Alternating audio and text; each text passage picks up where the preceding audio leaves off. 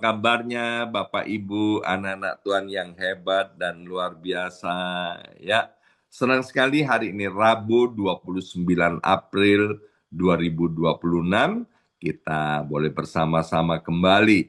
Kita masih sehat, kita masih kuat, kita masih hidup, kita masih semangat dan antusias di dalam Tuhan. Nah, Bapak Ibu sekalian, gereja ini percaya tentang kedatangan Tuhan yang kedua kalinya atau yang disebut dengan second coming, ya.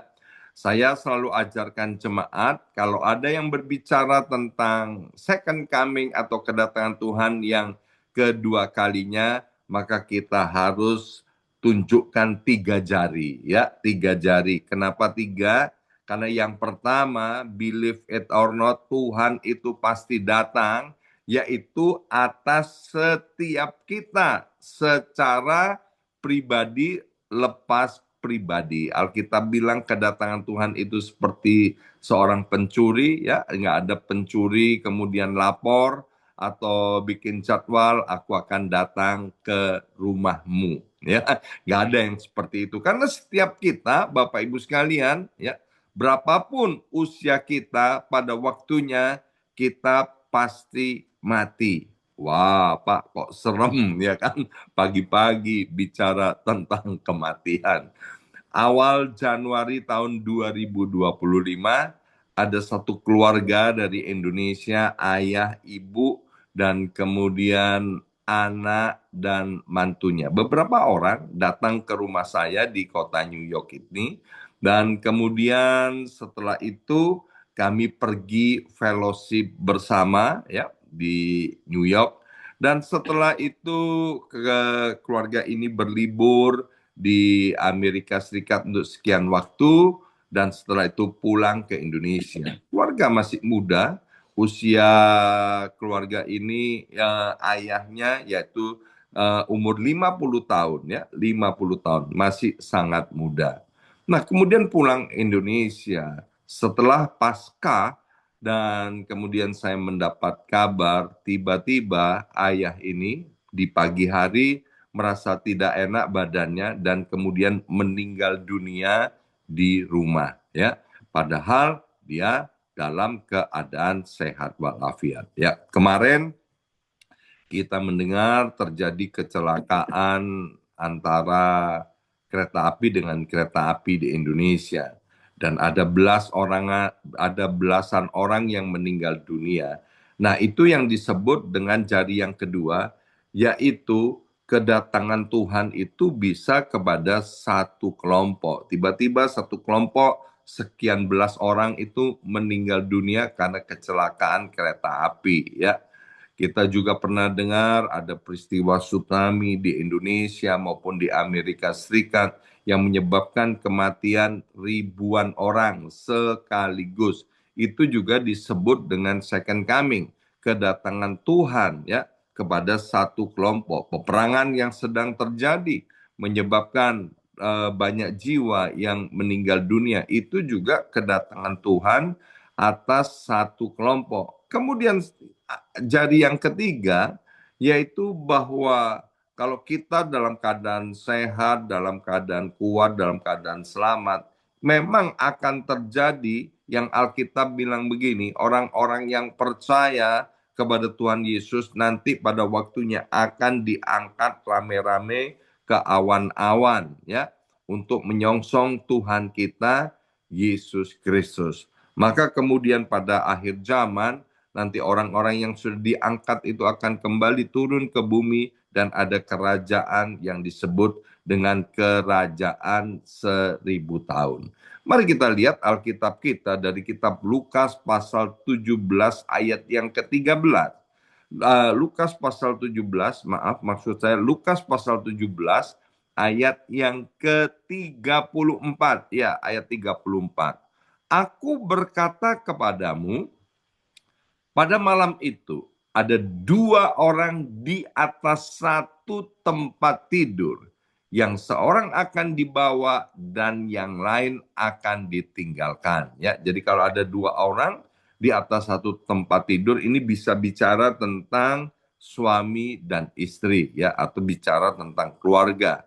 Jadi pada waktu itu yang satu dibawa dan yang lain akan ditinggalkan. Ini bicara tentang second coming, Bapak Ibu sekalian. Kemudian Matius pasal 24 ayat 40 sampai 42. Matius pasal 24 ayat 40 sampai 42. Pada waktu itu kalau ada dua orang di ladang, yang seorang akan dibawa dan yang lain akan ditinggalkan. Ayat 41, kalau ada dua orang perempuan sedang memutar batu kilangan, yang seorang akan dibawa dan yang lain akan ditinggalkan. Ayat 42, ini pesannya. Karena itu berjaga-jagalah, sebab kamu tidak tahu pada hari mana Tuhanmu datang. Saya ulangi, ayat 42. Karena itu berjaga-jagalah, sebab kamu tidak tahu pada hari mana Tuhanmu datang. Roma pasal 14 ayat 12 dengan jelas berkata, Roma 14 ayat 12, demikianlah setiap orang di antara kita akan memberi pertanggungjawaban tentang dirinya sendiri kepada Allah. Di Jawa ada satu pepatah ya, surga nunut neraka katut ya. Orang Jawa itu percaya ke sorga bisa nunut, ke neraka bisa katut ya. Kalau menurut ayat firman Tuhan ini, kalau ke neraka kita bisa ikut, tapi kalau ke sorga nggak bisa nunut, Bapak Ibu sekalian ya. Untuk orang bisa ke sorga, masing-masing harus mempertanggungjawabkan tentang dirinya sendiri kepada Tuhan. Matius pasal 7 ayat 21 sampai dengan ayat 23. Ini ayat Bapak Ibu sekalian kalau kita renungkan baik-baik akan membuat kita menjadi syok, tapi sisi positifnya akan menyebabkan kita untuk berjaga-jaga ya. Matius pasal 7 ayat 21 sampai 23. Bukan setiap orang yang berseru kepadaku Tuhan, Tuhan akan masuk ke dalam kerajaan sorga, melainkan dia yang melakukan kehendak Bapakku yang di sorga. Ya, pada hari terakhir banyak orang akan berseru kepadaku Tuhan, Tuhan. Bukankah kami bernubuat demi namamu dan mengusir setan demi namamu dan mengadakan banyak mujizat demi namamu juga? Wow, ayat 22 ini tentu orang yang hebat yang kita kenal di ladang Tuhan, di gereja ya. Baik gereja kita maupun mungkin di YouTube atau kita pernah tahu tentang seseorang hamba Tuhan ya, dia bisa bernubuat, dia bisa ngusir setan, dia mengadakan banyak mujizat di dalam nama Yesus. Tapi apa yang terjadi? Ayat 23 berkata, pada waktu itulah aku akan berterus terang kepada mereka dan berkata, aku tidak pernah mengenal kamu. Nyalah daripadaku kamu sekalian pembuat kejahatan. Wow, ini ayat serem banget Bapak Ibu sekalian. Di dunia hari ini banyak orang sibuk untuk membangun image. Salah satunya melalui medsos atau media sosial. Bisa melalui TikTok, bisa melalui Facebook, bisa melalui IG, apa aja lah di platform sosial media ya. Semua terlihat baik, rapi, terlihat rohani dan benar. Tapi pertanyaannya ya sederhana aja. Apakah yang terlihat di luar ini, apakah yang terlihat di media sosial ini benar-benar sama dengan apa yang ada di dalam hatinya yang paling dalam, bukan sekedar pencitraan. Ada seorang anak, dia marah banget sama orang tuanya yang aktif dalam pelayanan, baik di dalam negeri maupun di luar negeri, ya. Dia berkata dengan jujur, ya, dia bilang, papaku ini cuman tukang pencitraan. Wah, anaknya bilang kepada papanya, papa ini cuman tukang pencitraan. Kekristenan papa itu omong doang, ya. Luar biasa. Dan orang tuanya ini cerita kepada saya, ya. Nah, Yesus berkata, Bapak Ibu sekalian tadi, dua orang bisa ada di tempat yang sama, melakukan hal yang sama, tapi akhirnya, ya, akhir daripada hidupnya ternyata berbeda. Apa yang dikerjakan itu dilihat oleh Tuhan dan Tuhan yang menilai. Dikatakan tadi, satu diangkat, satu ditinggalkan. Ini Bapak Ibu sekalian, ternyata bukan bicara soal aktivitas di gereja, bukan bicara tentang pelayanan di gereja, ya. Kita melayani di gereja, puji Tuhan, itu tanda kita dewasa. Tapi bukan orang yang melayani itu berarti dewasa rohaninya. Tapi orang yang dewasa rohaninya pasti dia melayani Tuhan. Orang yang ke gereja belum tentu dia rohani. Tapi orang yang rohani, dia pasti datang ke gereja, rajin ibadah, ya, rajin ikut doa fajar, dan lain sebagainya.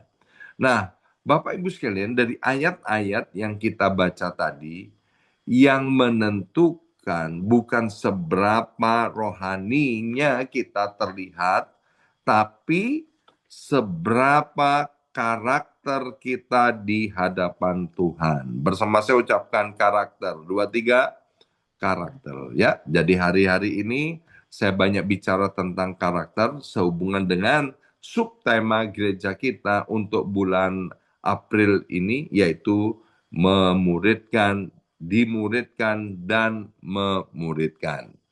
Yang pertama, kita belajar Bapak Ibu sekalian, bahwa karakter itu menentukan kesiapan kita untuk masa yang akan datang.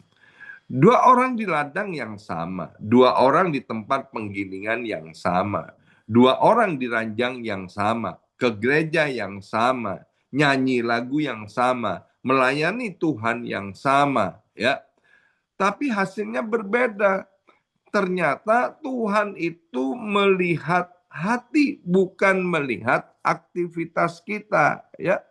Sekali lagi, bahwa godly character itu hidup dalam kesiapan setiap hari. Tapi sinful character, karakter yang berdosa, karakter orang berdosa, karakter yang jahat, itu artinya orang hidup sembrono tanpa kesadaran rohani, meskipun dia mengaku dirinya Kristen. Seperti dua orang yang pergi ke sekolah yang sama, duduk di kelas yang sama, tapi murid yang satu benar-benar belajar, mendengarkan apa yang diajarkan oleh gurunya, dan waktu ada ulangan atau ujian, murid yang satu benar-benar siap, dan murid yang lain tidak siap. Kenapa tidak siap? Karena dia hanya hadir secara fisik, ya. Hadir dia di sekolah, tapi waktu ujian itu menentukan apakah waktu dia hadir di kelas, dia sungguh-sungguh memperhatikan, sungguh-sungguh belajar, atau dia nggak serius, dia datang cuman asal-asalan, ya.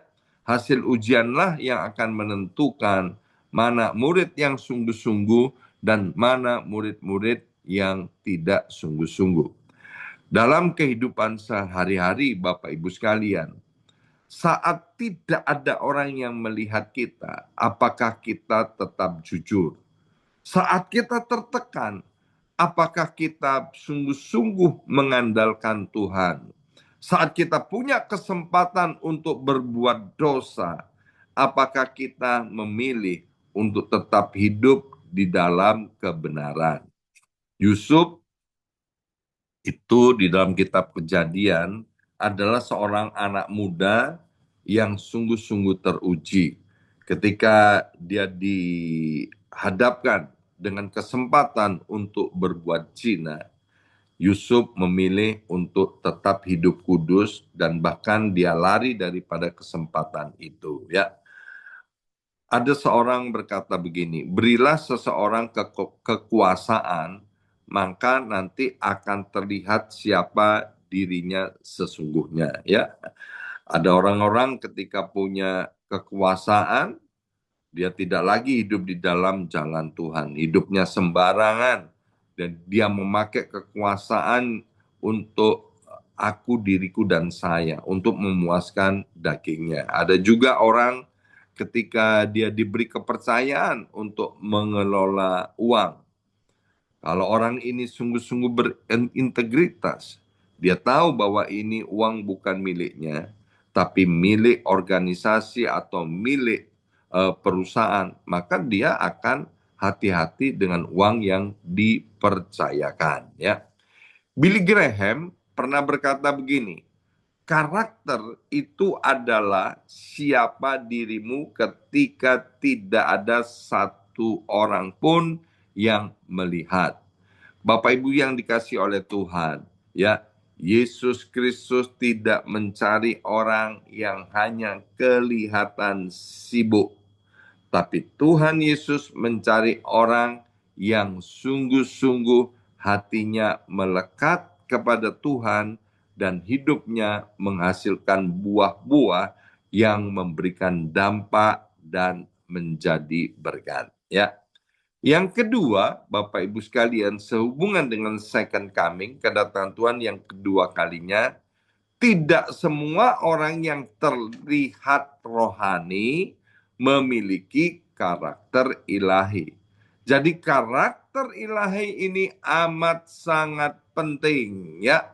Ada orang yang berkata, kata Alkitab, Tuhan, Tuhan, bahkan melayani, bahkan mengadakan banyak tanda mujizat demi nama Tuhan, ternyata ditolak oleh Tuhan. Masalahnya bukan pada pelayanannya, tapi masalahnya itu pada karakter, ya. Godly character itu melakukan kehendak Tuhan. Sinful character itu memakai nama Tuhan hanya sebagai alat atau sebagai kedok, ya. Kita masih ingat ada 12 pemimpin suku Israel sebelum masuk tanah Kanaan, mereka disuruh mengintai tanah Kanaan. 12 pemimpin, makan dari makanan yang sama, minum dari minuman yang sama, mendengarkan firman Tuhan yang sama, mengalami pengalaman-pengalaman yang sama selama 40 tahun, ya, dalam perjalanan dari Mesir ke tanah Kanaan. Tapi apa yang terjadi? Ternyata ada hasil yang berbeda. 10 orang berkata begini dan 2 orang Yosua dan Kaleb berkata hal yang lain. Banyak orang terlihat rohani, Bapak Ibu sekalian, tetapi tidak hidup di dalam ketaatan, ya. Maka itu Bapak Ibu sekalian jangan hanya pandai bicara soal firman Tuhan, tapi hidupi firman Tuhan. Bersama saya ucapkan, hidupi firman Tuhan. 2, 3, hidupi firman Tuhan. Sekali lagi, 2, 3, hidupi firman Tuhan. Jangan hanya pandai melayani di depan umum, tetapi hiduplah sebagai orang yang cinta akan Tuhan, baik itu di rumah, di tempat gereja, maupun di tempat kerja, maupun di dalam gereja. Maaf, saya pernah mendengar ada orang-orang yang melayani di gereja dan di gereja juga dia menampilkan karakter yang buruk. Bagaimana kalau di gereja aja karakter buruknya ditampilkan ya? Pasti di rumahnya lebih buruk lagi, di tempat kerjanya lebih buruk lagi ya. Bapak Ibu yang dikasih oleh Tuhan, jangan hanya tampil rohani di depan orang, tetapi mari Bapak Ibu sekalian, punyalah hubungan yang intim, yang nyata dengan Tuhan. Dan hasilnya kita juga bersama-sama dengan orang-orang yang Tuhan kirim di sekitar kita, kita juga dapat mengasihi dan hidup rukun dengan mereka. John Calvin berkata begini, pengetahuan tentang Tuhan tidak berarti apa-apa tanpa ketaatan kepada Tuhan. Jadi Bapak Ibu yang dikasih oleh Tuhan, bahwa Yesus Kristus itu tidak terkesan dengan aktivitas rohani. Tapi Yesus Tuhan itu melihat ketaatan kita. Banyak orang menyebut dirinya baik hati, tapi orang yang setia siapa yang mendapatkannya. Itu kata Amsal ya. Dan yang terakhir Bapak Ibu sekalian, yang membedakan adalah transformasi bukan informasi. Kembali tentang karakter. Godly character itu adalah hasil hidup yang dirubahkan. Tapi sinful character adalah hidup orang-orang yang mengaku dirinya Kristen, tapi tidak mau hidup di dalam kebenaran. Tuhan Yesus itu datang ke dunia ini dan kemudian memberikan perintah kepada setiap kita untuk menjadikan semua bangsa itu murid Kristus.